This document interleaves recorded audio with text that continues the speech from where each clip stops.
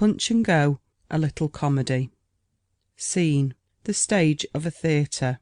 Action continuous, though the curtain is momentarily lowered according to that action. Punch and Go. The scene is the stage of the theatre set for the dress rehearsal of the little play Orpheus with his lute. The curtain is up, and the audience, though present, is not supposed to be. The set scene represents the end section of a room, with wide French windows, back centre, fully opened onto an apple orchard in bloom. The back wall with these French windows is set only about 10 feet from the footlights, and the rest of the stage is orchard. What is visible of the room would indicate the study of a writing man of culture. Note: if found advantageous for scenic purposes, this section of room can be changed to a broad veranda or porch with pillars supporting its roof. In the wall, stage left, is a curtained opening, across which the curtain is half drawn. Stage right of the French windows is a large armchair turned rather towards the window, with a bookrest attached, on which is a volume of the Encyclopaedia Britannica, while on a stool alongside are writing materials such as a man requires when he writes with a pad on his knees. On a little table close by is a reading lamp with a dark green shade. A crude light from the floats makes the stage stare. The only person on it is Mr. Forson, the stage manager, who is standing in the centre looking upwards as if waiting for someone to speak. He is a short, broad man, rather blank and fatal. From the back of the auditorium, or from an empty box, whichever is most convenient, the producer, Mr. Blewett Vane, a man of about 34, with his hair brushed back, speaks. Mr. Forson? Sir? We'll do that lighting again. Forson walks straight off the stage into the wings right. A pause. Mr. Forson! Crescendo. Mr. Forson! Forson walks on again from right and shades his eyes. For goodness sake, stand by. We'll do that lighting again. Check your floats. Speaking up into the prompt wings. Electrics. Hello! Give it us again. Check your floats. The floats go down, and there is a sudden blinding glare of blue lights in which Forson looks particularly ghastly. Great Scott! What the blazes? Mr. Forson! Forson walks straight out into the wings left. Crescendo. Mr. Forson! Reappearing. Sir? Tell Miller to come down. Electrics. Mr. Blewett Vane wants to speak to you. Come down. Tell Herbert to sit in that chair. Forson walks straight out into the right wings. Mr. Forson! Reappearing. Sir? Don't go off the stage. Forson mutters. Electrics appears from the wings, stage left. He is a dark, thin-faced man with rather spiky hair. Yes, Mr. Vane? Look, That's what I got marked, Mr. Vane. once for all, what I want is the orchard in full moonlight, and the room dark except for the reading lamp. Cut off your front battens. Electrics withdraws left. Forson walks off the stage into the right wings. Mr. Forson! Reappearing. Sir? See this marked right. Now come on with it. I want to get some beauty into this. While he is speaking, Herbert the callboy appears from the wings right, a mercurial youth of about 16 with a wide mouth. Maliciously. Here you are then, Mr. Vane. Herbert, sit in that chair. Herbert sits on the armchair with an air of perfect peace. Now. All the lights go out. In a wail. Great Scott! A throaty chuckle from Forson in the darkness. The light dances up, flickers, shifts, grows steady, falling on the orchard outside. The reading lamp darts a light, and a piercing little glare from it strikes into the auditorium away from Herbert. In a terrible voice. Mr. Forson? Sir? Look at that shade. Forson mutters, walks up to it, and turns it round so that the light shines on Herbert's legs. On his face! On his face! Forson turns the light accordingly. Is that what you want, Mr. Vane? Yes, now mark that. Up into wings right. Electrics. Hello? Mark that. The blue suddenly becomes amber. My God! The blue returns. All is steady. Herbert is seen diverting himself with an imaginary cigar. Mr. Forson, Sir? ask him if he's got that. Have you got that? Yes. Now pass to the change. Take your floats off altogether. Calling up. Floats out. They go out. Cut off the lamp. The lamp goes out. Put a little amber in your back batten. Mark that. Now pass to the end. Mr. Forson, Sir? black out. Calling up. Black out. The lights go out. Give us your first lighting lamp on, and then the two changes, quick as you can. Put some pep into it, Mr. Forson. Sir? Stand for me where Miss Helgrove comes in. Forson crosses to the window. No, by the curtain. Forson takes his stand by the curtain, and suddenly the three lighting effects are rendered quickly and with miraculous exactness. Good, leave it at that. We'll begin. Mr. Forson, send up to Mr. Frust. He moves from the auditorium and ascends onto the stage by some steps stage right. Herb, call the boss and tell beginners to stand by. Sharp now. Herbert gets out of the chair and goes off right. Forson is going off left as Vane mounts the stage. Mr. Forson, Reappearing. Sir? I want props. In a stentorian voice. Props. Another moth-eaten man appears through the French windows. Is that boulder firm? Going to where, in front of the backcloth, and apparently among its apple trees, lies the counterfeitement of a mossy boulder, he puts his foot on it. If you don't put too much weight on it, sir. It won't creak. No. He mounts on it, and a dolorous creaking arises. Make that right. Let me see the loot. Props produces a property loot. While they scrutinise it, a broad man with broad leathery clean-shaven face and small mouth, occupied by the butt end of a cigar, has come onto the stage from stage left and stands waiting to be noticed. Attracted by the scent of the cigar. The boss, sir. Turning to Props. That'll do then. Props goes out through the French windows. To Frust. Now, sir, we're all ready for rehearsal of Orpheus with his lute. In a cosmopolitan voice. Orpheus with his lute? That his lute, Mr. Vane? Why doesn't he pinch something more precious? Has this highbrow curtain raiser of yours got any pep in it? It has charm. I'd thought of Pop Goes the Weasel with little Miggs. We kind of want a cocktail before Louisa loses, Mr. Vane. Well, sir, you'll see. This is your lighting? It's a bit on the spiritual side. I've left my glass. Guess I'll sit in the front row. Half a minute. Who plays this Orpheus? George Fleetway. Has he got punch? It is a very small part. Who are the others? Guy Toon plays the professor, Vanessa Helgrove his wife, Maud Hopkins the fawn. Names don't draw. They're not expensive, any of them. Miss Helgrove's a find, I think. Pretty? Quite. Arty? Doubtfully. No. With resolution. Look here, Mr. Frust, it's no use your expecting another Pop Goes the Weasel. Well, if it's got punch and go, that'll be enough for me.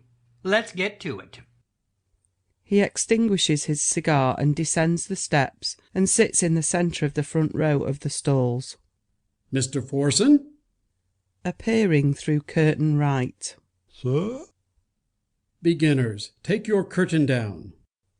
He descends the steps and seats himself next to Frust. The curtain goes down. A woman's voice is heard singing very beautifully Sullivan's song. Orpheus with his lute, and his lute made trees, and the mountain tops that freeze, etc. Some voice. The curtain rises. In the armchair the Professor is yawning, tall, thin, abstracted, and slightly grizzled in the hair. He has a pad of paper over his knee, ink on the stool to his right, and the encyclopedia volume on the stand to his left, barricaded in fact by the article he is writing. He is reading a page over to himself, but the words are drowned in the sound of the song his wife is singing in the next room, partly screened off by the curtain. She finishes and stops. His voice can then be heard conning the words of his article. Orpheus symbolized the voice of beauty, the call of life, alluring us mortals. With his song back from the graves we dig for ourselves. Probably the ancients realized this neither more nor less than we moderns. Mankind has not changed. The civilized being still hides the faun and the dryad within its broadcloth and its silk. And yet... He stops with a dried-up air rather impatiently. Go on, my dear, it helps the atmosphere. The voice of his wife begins again, gets as far as made them sing, and stops dead, just as the Professor's pen is beginning to scratch, and suddenly drawing the curtain further aside, she appears, much younger than the Professor, pale, very pretty, of a Botticellian type in face, figure, and in her clinging cream-coloured frock. She gazes at her abstracted husband, then swiftly moves to the lintel of the open window, and stands looking out. God, what beauty! Looking up. I said, God, what beauty! Aha. Looking at him. Do you know that I have to repeat everything to you nowadays? What? That I have to repeat. Yes, I heard. I'm sorry. I get absorbed. In all but me. Startled. My dear, your song was helping me like anything to get the mood. This paper is the very deuce to balance between the historical and the natural. Who wants the natural? Grumbling. Wish I thought that. Modern taste, history may go dang. They're all for tuppence-coloured sentiment nowadays. As if to herself. Is the spring sentiment? I beg your pardon, my dear, I didn't catch. As if against her will, urged by some pent-up force. Beauty, beauty. That's what I'm trying to say here. The Orpheus legend symbolizes to this day the call of beauty. He takes up his pen while she continues to stare out at the moonlight, yawning. Dash it. I get so sleepy. I wish you'd tell them to make the after-dinner coffee twice as strong. I will. How does this strike you? Conning. Many Renaissance pictures, especially those of Botticelli, Francesca, and Piero di Cosimo, were inspired by such legends as that of Orpheus, and we owe a tiny gem like Raphael, Apollo, and Martyrs to the same pagan inspiration. We owe it more than that. Rebellion against the dry as dust. Quite. I might develop that. We owe it our revolt against the academic, or our disgust at big business and all the grossness of commercial success. We owe... His voice peters out. It.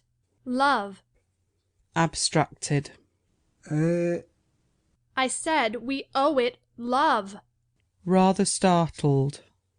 Possibly, but, With a dry smile. I mustn't say that here. Hardly. To herself and the moonlight. Orpheus with his lute. Most people think a lute is a sort of flute. Yawning heavily. My dear, if you're not going to sing again, do you mind sitting down? I want to concentrate. I'm going out. Mind the dew. The Christian virtues and the dew. with a little dry laugh. Not bad, not bad. The Christian virtues and the Jew. His hand takes up his pen, his face droops over his paper, while his wife looks at him with a very strange face. How far we can trace the modern resurgence against the Christian virtues to the symbolic figures of Orpheus, Pan, Apollo, and Bacchus might be difficult to estimate, but... During those words his wife has passed through the window into the moonlight, and her voice rises singing as she goes. Orpheus with his lute made trees. Suddenly aware of something. She'll get her throat bad. He is silent as the voice swells in the distance. Sounds queer at night. He is silent, yawning. The voice dies away. Suddenly his head nods. He fights his drowsiness, writes a word or two, nods again, and in 20 seconds is asleep. The stage is darkened by a blackout. Frost's voice is heard speaking. What's that girl's name? Vanessa Hellgrove. Aha!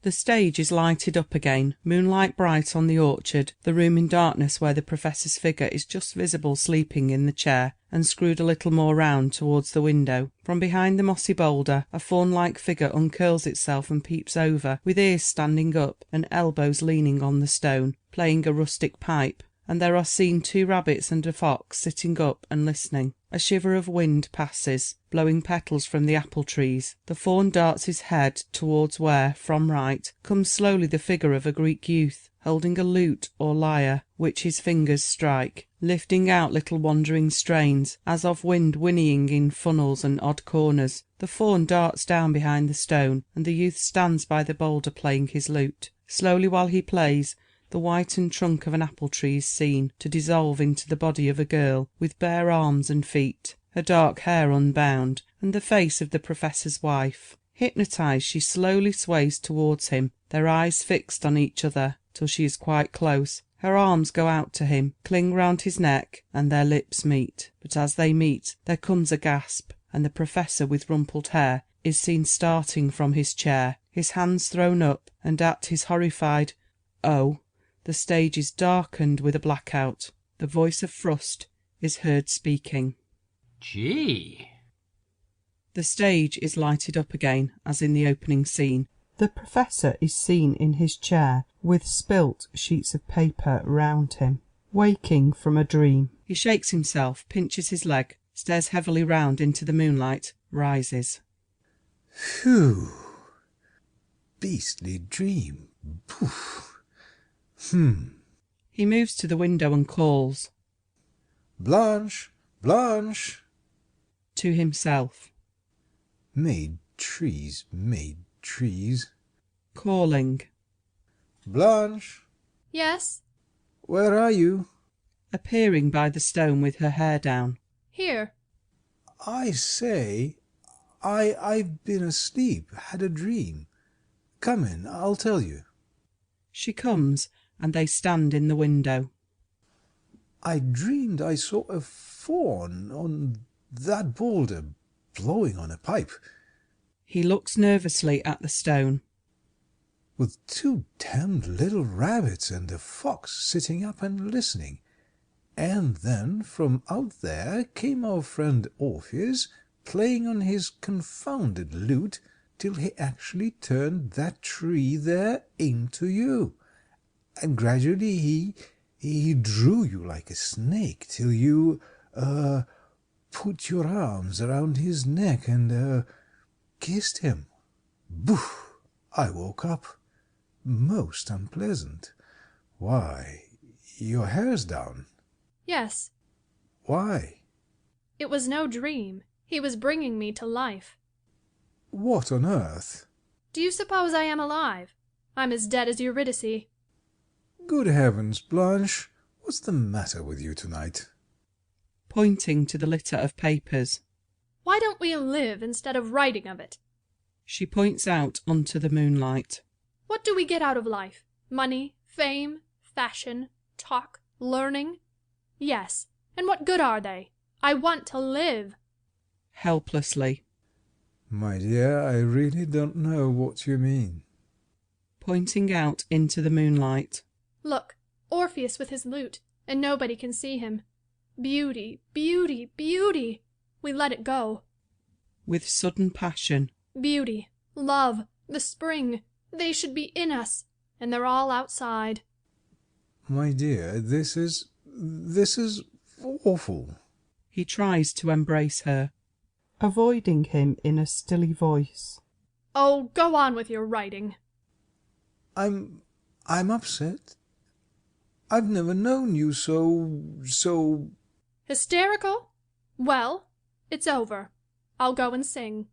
Soothingly. There, I'm sorry, darling, I really am. You're hipped. He gives, and she accepts a kiss. Better? He gravitates towards his papers. All right now? Standing still and looking at him. Quite.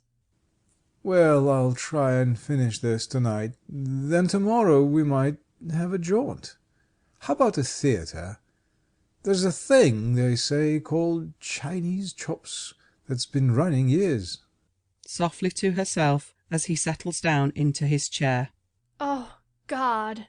While he takes up a sheet of paper and adjusts himself, she stands at the window, staring with all her might at the boulder, till from behind it the fawn's head and shoulders emerge once more. Very queer the power suggestion has over the mind. Very queer. There is nothing really in animism, you know, except the curious shapes, rocks, trees, and things, taken certain lights, effect they have on our imagination. He looks up. What's the matter now? Startled. Nothing. Her eyes waver to him again, and the fawn vanishes. She turns again to look at the boulder. There is nothing there. A little shiver of wind blows some petals off the trees. She catches one of them, and turning quickly, goes out through the curtain. Coming to himself and writing. The Orpheus legend is the apotheosis of animism. Can we accept... His voice is lost in the sound of his wife's voice beginning again. Orpheus with his lute made trees. It dies in a sob. The professor looks up startled as the curtain falls. Fine. Take up the curtain. Mr. Forson? The curtain goes up. Sir? Everybody on. He and Frost leave their seats and ascend onto the stage, on which are collecting the 4 players. Give us some light. Electrics! Turn up your floats! The footlights go up and the blue goes out. The light is crude as at the beginning. I'd like to meet Miss Helgrove. She comes forward eagerly and timidly. He grasps her hand. Miss Helgrove, I want to say I thought that fine. Her evident emotion and pleasure warm him so that he increases his grasp and commendation. Fine. It quite got my soft spots. Emotional. Fine. Oh, Mr. Frost, it means so much to me, thank you. A little bolder in the eye and losing warmth. Fine. His eye wanders. Where's Mr. Flatway? Fleetway. Fleetway comes up. Mr. Fleetway, I wanted to say I thought your Orpheus quite remarkable. Fine.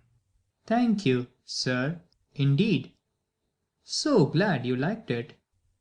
A little bolder in the eye. There wasn't much to it, but what there was fine. Mr. Toon? Fleetway melts out and Toon is precipitated. Mr. Toon, I was very pleased with your professor. Quite a character study. Toon bows and murmurs. Yes, sir. I thought it fine. His eye grows bald. Who plays the goat? Appearing suddenly between the windows. I play the fawn, Mr. Frost. Introducing. Miss Maud Hopkins. Miss Hopkins, I guess your fawn was fine. Oh, thank you, Mr. Frost. How nice of you to say so. I do so enjoy playing him. His eye growing bald. Mr. Forson, I thought the way you fixed that tree was very cunning. I certainly did. Got a match?" He takes a match from Forson, and lighting a very long cigar, walks upstage through the French windows, followed by Forson, and examines the apple tree. The two actors depart, but Miss Helgrove runs from where she has been lingering by the curtain to Vane, stage right. "Oh, Mr. Vane, do you think? He seemed quite... Oh, Mr. Vane!" Ecstatically. "If only..." Pleased and happy. Yes, yes, all right. You were splendid. He liked it. He quite... Clasping her hand. "How wonderful! Oh, Mr. Vane, thank you." She clasps his hands, but suddenly seeing that Frost is coming back, fits across into the curtain and vanishes. The stage in the crude light as empty now save for Frost, who in the French window's centre is mumbling his cigar, and Vane, stage right, who is looking up into the wings, stage left. Calling up. That lighting's just right now, Miller. Got it marked carefully? Yes, Mr. Vane. Good.